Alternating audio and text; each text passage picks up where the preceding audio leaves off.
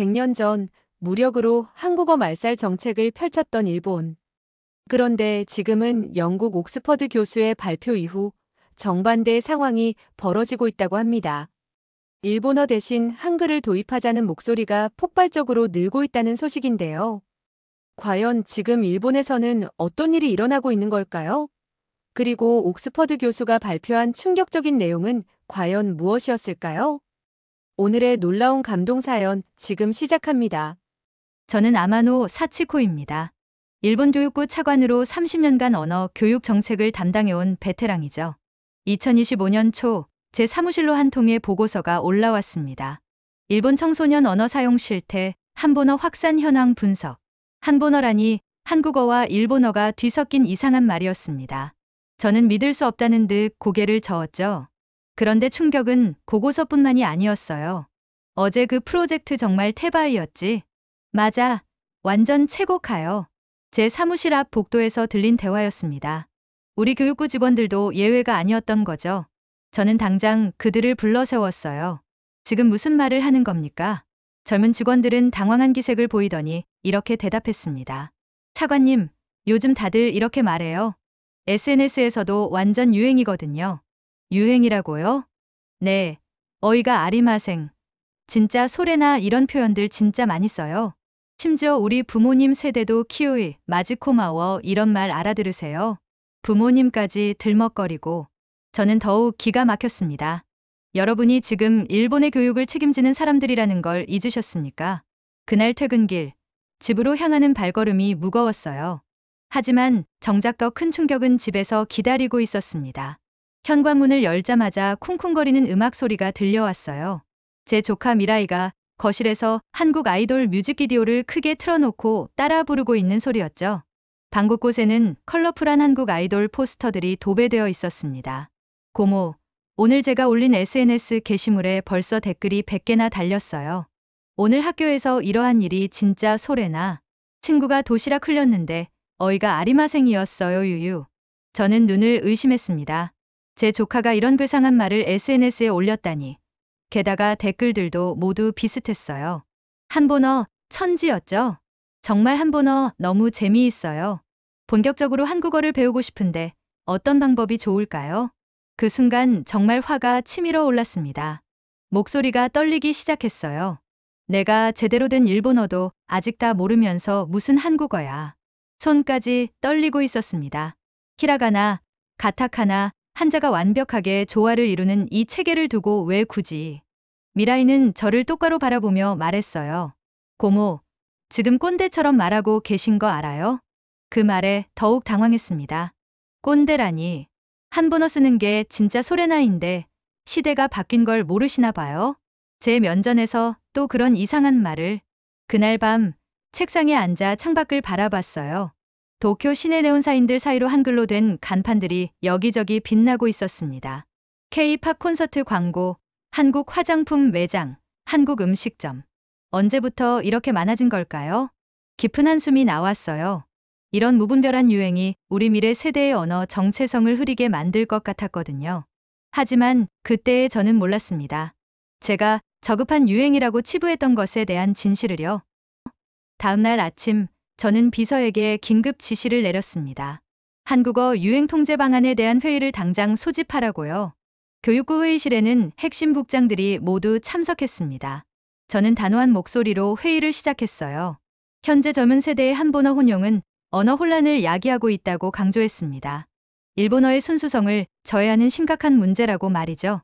엄격한 언어 지침과 교육 프로그램 재편이 시급하다고 주장했어요. 그런데 다나카 국장이 조심스럽게 손을 들었습니다. 차관님, 그런데 이것이 정말 일시적 유행일까요? 50대 중반의 다나카 국장은 늘 실용적인 사고를 하는 사람이었어요. 그가 말을 이어갔습니다. 벌써 20년 넘게 지속되고 있다는 거였어요. 겨울한가부터 시작해서 지금 4차 한류 붐까지 말이죠. 저는 미간을 찌푸렸습니다. 하지만 이시다 국장도 거들어 나섰어요. 40대 초반의 이시다 국장은 젊고 유연한 사고를 가진 인물이었습니다. 그가 SNS 빅데이터 분석 결과를 설명하기 시작했어요. 일본 젊은이들이 한본어를 쓰는 이유가 단순히 유행 때문이 아니라는 거였습니다. 한국어 입력이 일본어보다 빠르고 간편하다는 실용적 이유도 있다더군요. 저는 어이가 없었습니다. 입력이 빠르다니, 우리 일본어보다 말이에요. 히라가나, 가타카나, 한자를 변환하며 입력하는 일본어와 달리 한글은 소리나는 대로 바로 입력할 수 있다는 설명이었어요. 다나카 국장이 더욱 충격적인 이야기를 꺼냈습니다. 작년 도쿄 국제고등학교 설문조사에서 학생들이 가장 배우고 싶어하는 외국어 1위가 한국어였다는 거예요. 영어를 제치고 말이죠. 순간 회의실이 조용해졌습니다. 저는 믿을 수 없다는 표정을 지었어요. 그런데 이시다 국장이 더 놀라운 자료를 펼쳐 보였습니다. 전 세계 한류 팬이 2억 2,500만 명에 달한다는 거였어요. 2012년 926만 명에서 24배나 급증한 수치였습니다. 제 머릿속이 어지러워졌어요. 24배라니. 이들 모두가 한국어에 관심을 보이고 있다는 거였어요. 저는 책상을 탁 치며 일어났습니다. 데이터는 데이터일 뿐입니다. 목소리가 떨리고 있었어요. 언어의 본질을 무시해서는 안 됩니다. 하지만 국장들의 시선이 저를 바라보는 게 예전과 달랐어요. 마치 차관님이 시대를 읽지 못하고 있다는 듯한 눈빛이었습니다. 회의실을 박차고 나오면서 속으로 생각했어요. 다들 어째서 이런 건지 모르겠다고 말이죠. 내가 직접 나서서 이 흐름을 막아야겠다고 결심했죠. 하지만 그 순간 한 가지 의문이 스쳤습니다. 과연 제가 한국어에 대해 정확히 알고 있는 걸까요? 며칠 후 저는 국회 보고를 위한 자료 수집에 몰두하고 있었습니다. 한국어 유행의 문제점을 명확히 제시하기 위해서였죠. 비서 사토에게 글로벌 언어 경쟁력에 대한 최신 연구 자료를 모두 수집하라고 지시했어요. 며칠 뒤 제 책상 위에는 두꺼운 보고서들이 쌓였습니다. 그런데 그중 한 보고서를 펼치는 순간 제 눈이 멈췄어요. 주요 아시아 언어의 디지털 입력 속도 비교. 그래프 맨 위, 압도적인 수치로 1위를 차지하고 있는 건 바로 한국어였습니다. 그 아래로 중국어, 일본어가 한참 뒤처져 있었어요. 이건 대체 무슨 수치지? 말도 안 돼. 저는 자신의 눈을 의심하며 사토를 불렀습니다. 사토가 난처한 표정을 지었어요. 여러 국제 언어학회에서 공통적으로 보고되는 결과라고 했습니다. 제 온몸에 소름이 돋았습니다. 한글이 일본어보다 효율적이라니 세상에 이런 황당무계한 일이 어디 있을까요? 분명히 연구 방법론에 심각한 결함이 있거나 아예 조작된 수치가 아닐까요? 바로 그때였습니다. 사토가 조심스럽게 봉투 하나를 건넸어요. 영국에서 온 우편물이었습니다. 봉투를 뜯어보니 고급스러운 초청장이 들어있었어요. 옥스퍼드 대학교 로고가 선명하게 박혀 있었죠. 글로벌 언어 미래 심포지엄 기조연설 초청. 이 심포지엄은 매년 개최되는 권위 있는 행사였어요. 5년 전 제가 메이지 유신 시대 고문헌의 언어 분석 연구로 박수갈채를 받았던 바로 그 자리였습니다. 올해도 일본어의 우수성을 세계에 알릴 수 있는 절호의 기회라고 생각했죠. 그런데 세션 목록을 보는 순간 저는 또 한 번 충격을 받았습니다. 동아시아 언어의 새로운 부상 한글의 역할. 또 한글이었습니다. 세계 최고 권위의 옥스퍼드 대학에서 한글을 특별히 다룬다는 게 믿어지지 않았어요. 심장이 빨리 뛰기 시작했습니다. 방금 본 그래프와 이 주제가 겹쳐지면서 알 수 없는 분노가 밀려왔거든요. 이건 분명 과장된 정보일 거라고 스스로를 달래려 했습니다. 한류 마케팅이 학계까지 침투한 결과일 뿐이라고 말이죠. 하지만 발표자 명단에는 하버드, 옥스퍼드, 소르본 등 세계 최고 대학의 언어학과 교수들이 즐비했어요. 제 목구멍이 바짝 말라왔어요. 그날 밤 저는 책상 앞에 앉아 격한 감정에 휩싸여 있었습니다. 창밖으로는 여전히 한글 간판들이 반짝이고 있었어요. 마치 저를 조롱하는 것 같았습니다. 그러다 문득 제 마음속에 한 가지 결심이 자리 잡았습니다. 이 심포지엄에 직접 참석해서 이 모든 거짓말들을 폭로하겠다고요. 영국에 도착한 저는 과거 유럽에서의 일본 열풍을 되새기며 자부심에 차 있었습니다. 1860년대 우키요의 판화부터 시작해서 근래 일본 애니메이션까지 일본 문화가 서양에 미친 영향을 생각하니 제 자신마저도 자랑스럽게 느껴졌습니다. 호텔에 도착해 짐을 풀고 점심 식사를 위해 1층 로비로 막 내려왔을 때였습니다. 대박, 한국분이세요? 정말 반가워요. 완전 환영합니다. 프론트 데스크 직원이 갑자기 흥분하며 한국어로 인사를 건네고 있었어요. 한국인 관광객 가족이 도착하자 분위기가 싹 바뀐 거였습니다. 좀 전에 제가 도착했을 때의 무뚝뚝한 표정은 온데간데 없었죠. 직원들이 진짜요?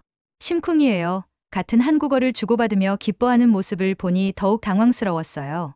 일본인인 저보다 한국인을 훨씬 더 반기다니. 호텔을 나와서 길을 걷는데 제가 기대했던 고풍스러운 학문의 도시 모습은 어디에서도 찾아볼 수 없었습니다. 한국 음식점과 조잡한 케이팝 가게들이 거리를 잠식하고 있었거든요. 정말 기가 찰 일이었죠? 게다가 대학 게시판에는 한국어 말하기 대회나 K드라마 클럽 따위의 포스터가 버젓이 붙어 있었습니다. 대체 이 이해할 수 없는 유행이 어디까지 퍼진 것인지 진절머리가 날 지경이었어요. 그런데 더 기가 막힐 일이 기다리고 있었습니다. 혹시 한국에서 오셨어요? 길을 묻기 위해 잠시 멈춰선 노부부가 반대로 저에게 물어봤습니다. 제가 일본인이라고 밝히자 클라우스 할아버지와 마르타 할머니의 표정이 확연히 실망스럽게 변했어요. 이게 정말 말이 되는 상황인가 싶었습니다. 아, 그러시군요. 혹시 오징어 게임 보셨어요? 정말 대박이더라고요. 갑자기 노부부는 한국 드라마를 극찬하기 시작했습니다. 게임 속 인간 본성의 타락 과정이 정말 심쿵이었어요.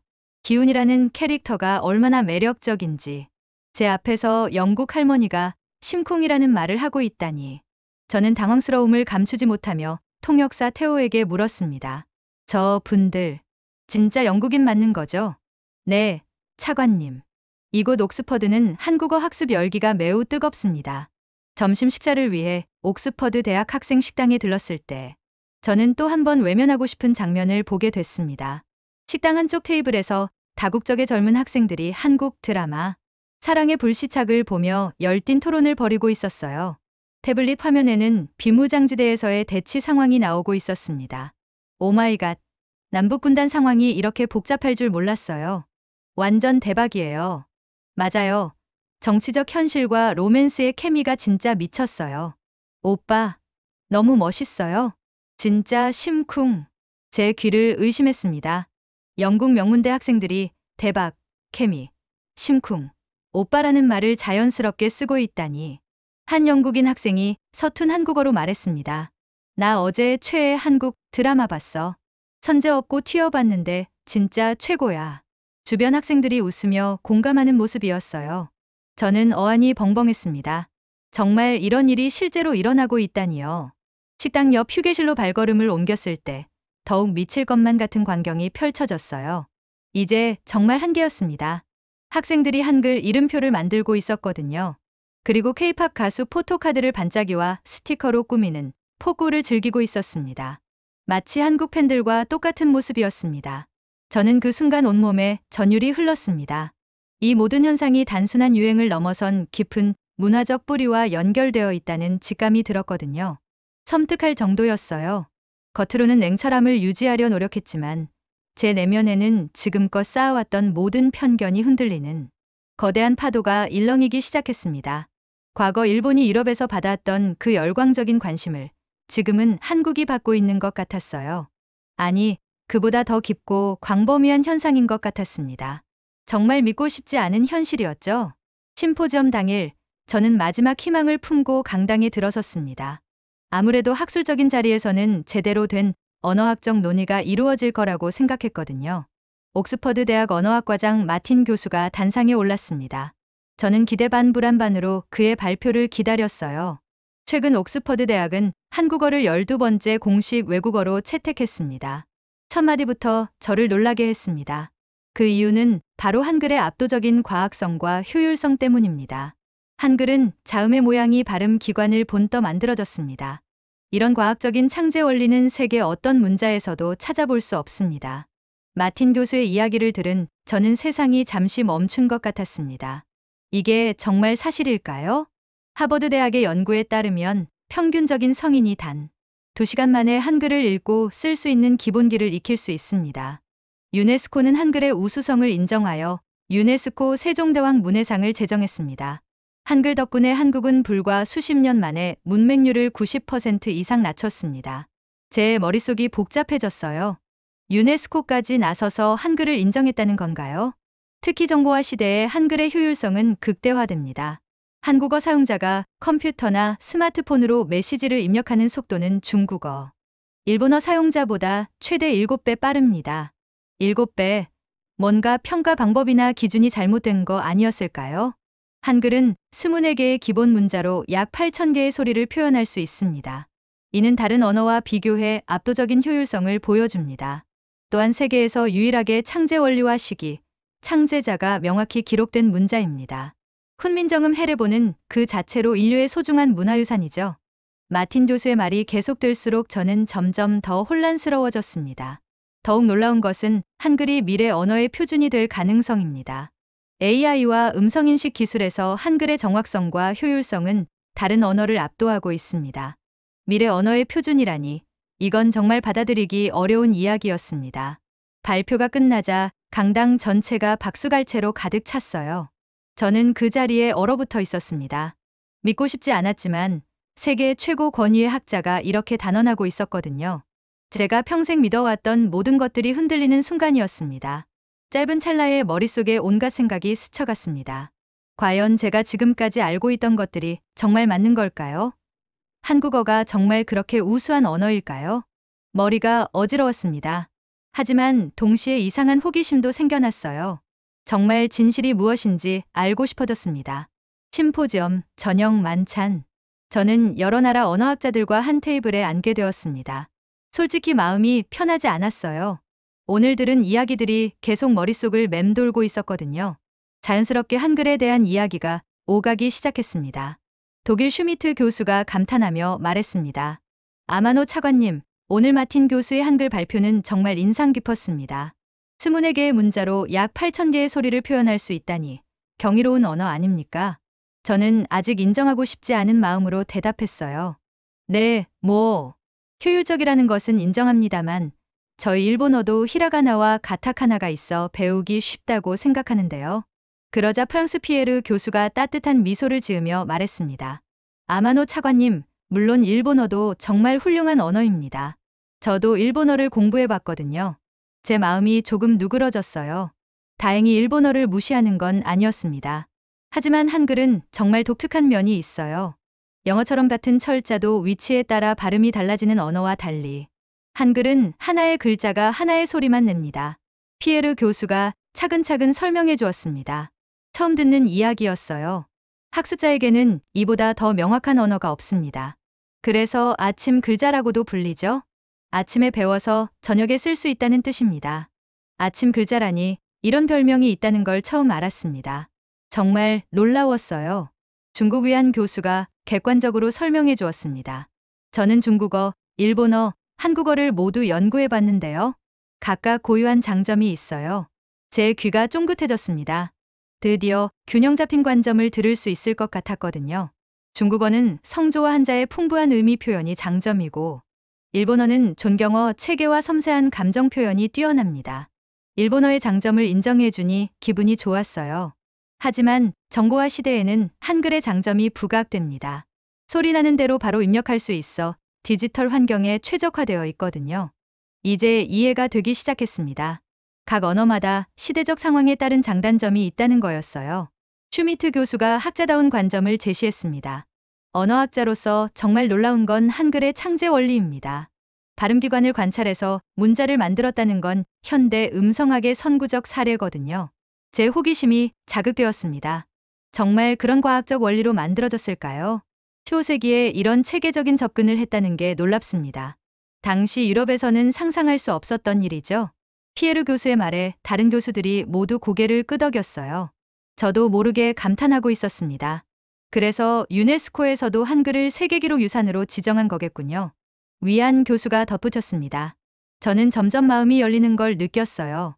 이분들이 한국어만 편애하는 게 아니라 객관적이고 학술적인 관점에서 평가하고 있다는 걸 알 수 있었거든요. 아마노 차관님도 언어 교육 전문가시니까 한글의 교육학적 가치를 연구해 보시면 흥미로우실 겁니다. 슈미트 교수가 제게 말했습니다. 그 순간 제 마음속에서 무언가가 바뀌었어요. 한국어에 대한 편견이 아니라 순수한 학술적 호기심이 생겼습니다. 정말 신기한 변화였어요. 제 냉철한 이성이 한국어의 가치를 객관적으로 받아들이기 시작하는 순간이었습니다. 이제 더 이상 감정적으로 거부할 이유가 없었어요. 그날 밤 호텔 방에서 저는 깊은 생각에 잠겼습니다. 내일 마틴 교수와 개별 면담을 신청해 봐야겠다고 결심했어요. 정말 진실이 무엇인지 알고 싶어졌습니다. 다음 날 아침 저는 마틴 교수를 만나러 다시 옥스퍼드 캠퍼스로 발걸음을 옮겼습니다. 옥스퍼드 대학 카페에서 마주 앉은 저는 솔직하게 마음을 털어놓았어요. 마틴 교수님, 어제 발표는 정말 충격적이었습니다. 저는 한국어가 그 정도로 우수한 언어인 줄 몰랐습니다. 마틴 교수가 따뜻한 미소를 지으며 답했습니다. 아마노 차관님, 이제 언어는 더 이상 한 국가의 소유물이 아닙니다. 전 세계인이 함께 즐기고 소통하는 문화의 일부죠. 정말 새로운 관점이었어요. 저는 지금까지 너무 좁게 생각했던 것 같았습니다. 한류 팬덤이 한국어를 배우는 것은 단순한 유행을 넘어선 문화적 유산 형성입니다. 70년대 일본 애니메이션이 그랬듯이 지금의 한국어 학습은 미래 세대에 오래도록 영향을 미칠 겁니다. 일본 애니메이션 이야기가 나오니 이해가 되었어요. 과거 일본이 그랬듯이 지금은 한국의 차례라는 거였습니다. 우리 옥스퍼드 대학에서는 안녕 코리안이라는 교재를 개발했습니다. 마틴 교수가 흥미로운 이야기를 꺼냈어요. 이 교재의 핵심 전제는 한국어는 더 이상 한국만의 것이 아니다라는 것입니다. 대박, 먹방 같은 팬덤 용어를 중심으로 실용적인 의사소통 능력을 키우는 데 집중합니다. 정말 혁신적인 접근이었어요. 언어 학습의 패러다임이 완전히 바뀌고 있었습니다. 이는 언어 학습의 장벽을 낮추고 흥미를 유발하는 데 매우 효과적이죠. 마틴 교수의 설명을 들으니 제 고정관념이 완전히 부서져 버렸습니다. 정말 놀라운 변화였어요. 문화는 항상 변화하고 발전하며 한국어는 그 변화의 최전선에 있습니다. 그 말에 저는 깊이 공감했어요. 제 내면에 존재했던 불안감은 사라지고 새로운 비전과 흥미가 샘솟았습니다. 이제 더 이상 한국어를 위협으로 보지 않게 되었어요. 오히려 배워야 할 가치 있는 언어라는 생각이 들었습니다. 정말 180도 달라진 제 자신이 놀라웠어요. 일본으로 돌아온 저는 완전히 달라진 모습으로 교육부 직원들을 소집했습니다. 여러분, 우리는 시대의 변화를 받아들여야 합니다. 저는 글로벌 언어 역량 강화 프로젝트 한국어 교육 확대 방안을 제안합니다. 직원들이 놀라는 표정을 지었어요. 당연한 반응이었죠. 한글의 과학성과 실용성을 고려하여 초등 및 중등 교육 과정에 한국어를 선택 과목으로 확대 도입하는 방안을 검토해야 합니다. 다나카 국장이 놀라움과 존경심이 섞인 눈빛으로 말했습니다. 차관님, 지난번 회의에서는 과거의 저와는 다른 사람입니다. 우리는 일본의 언어 정체성을 지키면서도 세계화 시대에 발맞춰 미래 인재를 양성해야 합니다. 집에 돌아온 저는 조카 미라이에게 한국 아이돌 노래를 같이 듣자고 권했어요. 미라이는 믿기지 않는다는 듯 말했습니다. 고모, 갑자기 왜 이래요? 혹시 영국에서 귀신이라도 봤어요? 저는 미소 지으며 답했어요. 그럼 오늘부터 고모랑 같이 한국어 공부해 볼까? 고모도 요즘 대박이라는 말을 배우고 싶어졌거든. 미라이는 활짝 웃으며 환호했습니다. 진짜요? 고모 완전 인싸됐네요. 저는 새로운 시작에 대한 설렘과 함께 일본 교육의 미래를 위한 도전을 시작했습니다. 이제 한국어를 위협이 아닌 기회, 그리고 미래를 위한 핵심 역량으로 받아들일 것입니다. 편견이라는 건 정말 무서운 것 같아요. 30년간 언어 전문가로 살아온 사치코도 자신의 고정관념에 갇혀 진실을 보지 못했으니까요. 하지만 열린 마음으로 현실을 받아들일 때 비로소 새로운 세계가 보이는 법이죠.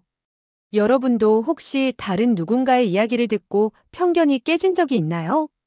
댓글로 여러분의 경험을 공유해 주세요. 감사합니다.